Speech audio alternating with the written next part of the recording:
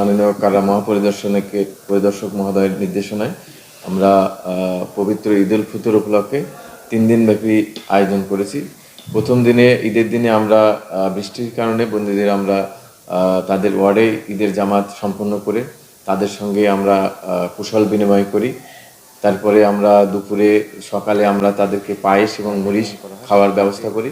দুপুরে তাদের জন্য পোলাও, গরুর মাংস, যারা গরুর মাংস খান না তাদের জন্য খাসির মাংস আর মুরগির রোস্ট, সবার জন্য পান, সুপারি, সালাদ, মিষ্টি এবং কমল পানীয়র ব্যবস্থা করা হয়েছে। এবং বিকেলবেলা বন্দীদের নিয়ে আমরা উৎসবমুখর পরিবেশে বিভিন্ন ধরনের খেলাধুলো এবং গানের আয়োজন করি এবং বন্দীরা স্বতঃস্ফূর্তভাবে সেই অনুষ্ঠানে অংশগ্রহণ করে।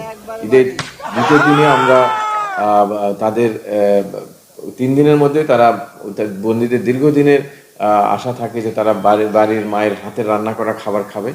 সেই ধারাবাহিকতা তাদেরকে খাবার এই 3 দিনের মধ্যে, ঈদের দিন, ঈদের পরের দিন এবং তারপরের দিনে, এই 3 দিনের মধ্যে তারা একদিন বাড়ির রান্না করা খাবার দেওয়ার সুযোগ পাচ্ছে।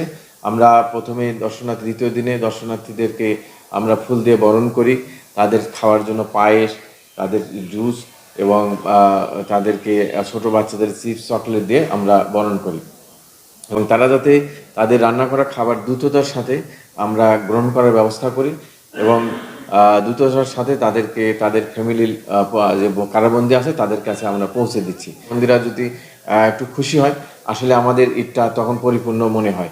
আমরা বাড়িতে যেতে না পারলেও বন্দীদের সঙ্গে ঈদটাই আমরা, বন্দীদের আমাদের মূলত আমাদের যে মিশন এবং ভীষণ রাখিব নিরাপদ, দেখাবো আলোর পথ, সেই লক্ষ্যকে সামনে রেখেই আমরা বন্দীদের এবং বন্দীর সেবা প্রত্যাশী আত্মীয়স্বজনকে সর্বোচ্চ সেবা দিতে পারলেই আমাদের ঈদটা আনন্দ হয়ে ওঠে। আমার ছেলে 10 তারিখে এখানে ঢুকছে ওই জুলাই স্মৃতিসৌধ ভাঙার অভিযোগে, সেখানে 4 নম্বর আসামি দেখার জন্য।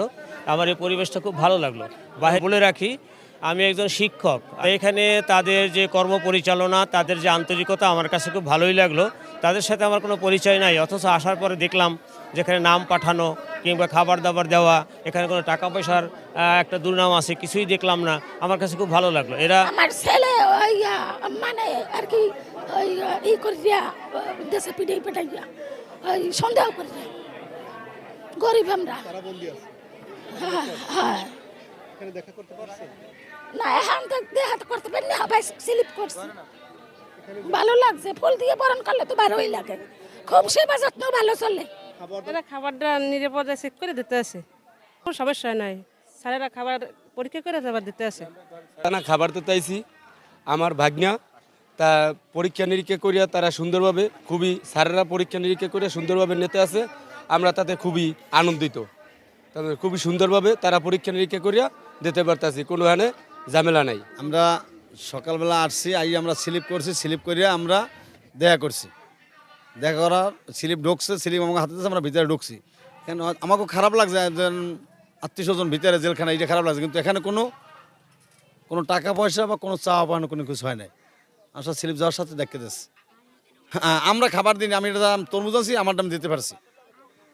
আমরা যখন জেলগায়ে ঢুকছি, পুলিশ মহোদয়, জেল সুপার সে আমার রজনীগন্ধা ফুল দিয়ে আমাদেরকে শুভেচ্ছা করছে, এরকম কোনো সময় আহ্বান করতে দেখি নাই। আমি জেল গেটে এসেছি, জেল গেটে এসে আমার জেলের ভিতরে আমার আত্মীয় রয়েছে, দেখা করতে এসেছি। জেল সুপার আমাকে রজনীগন্ধা দিয়ে বরণ করেছে। আমি এরকম আয়োজন আমি কখনো দেখিনি, আমার খুব ভালো লেগেছে আয়োজনটা। তাদেরকে আমি ধন্যবাদ জানাই। আসামিদের সাথে দেখা করতে পেরেছেন কিনা বা তাদের কোনো সমস্যা রয়েছে কিনা? না, আসামির সাথে দেখা করেছি, কোনো সমস্যা নাই, খুব সুন্দরভাবে দেখা করেছি, সুশৃঙ্খলাভাবে, কোনো ঝামেলা নাই, খুব ঝামেলা মুক্তভাবে দেখা করেছি, খুব শান্তি শৃঙ্খলা আছে।